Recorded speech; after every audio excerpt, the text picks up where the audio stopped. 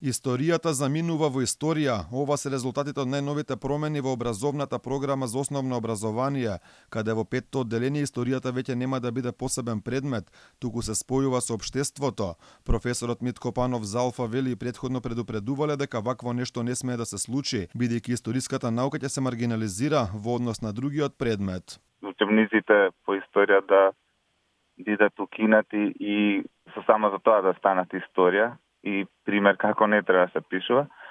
А од друга страна, со концепцијата подоцна под притисок на експертската јавност беше додаден формално делот на историја во општество, што значи сега имаме само една маскирана форма на предмет историја и општество, во кој што предметот историја ќе биде маргинализиран за сметка на другите општествени науки. Според него, ваквиот образовен проект нема да трае долго, бидејќи против него биле сите експерти. Тој е на ставот дека ако дозволиме ваквиот модел да биде засаден во македонското образование, идните генерации ќе ни учат историја по желба на соседите. Мора да се укаже на фактот дека доколку се прифатат сите овие условувања, во тој случај идните генерации ученици ќе градат национална свест и припадност кон нацијата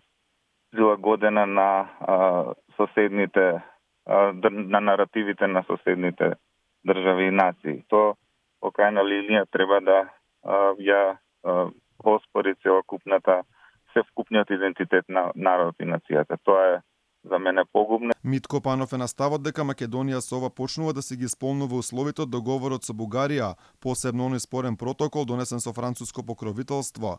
Договорот против кој се крена најголем дел од граѓаните започнува со имплементација од македонска страна по помалку од еден месец од неговото потпишување во Софија. Инаку претходно министерката за култура Бисера Костадиновска Стојчевска порача дека авторите ќе морале да творат позитивно со цел да не налутале Бугарија и порачувајќи дека историјата повеќе не смее да ни биде затвор. Слободно сите нека творат, да се твори во духот на она што ќе го расположи народот и публиката, а не што народот повторно ќе го врати назад во мрачни времиња кај што на вистина не видовме ништо добро. Во програмата за второ одделение пак се наведува дека учениците ќе треба низ повеќе различни компоненти да учат за припадноста на различни социјални групи, а меѓу нив и националниот идентитет. Значи ли тоа дека ќе се учи и по бугарско гледиште, кој не ни го признава ниту јазикот, ниту нацијата?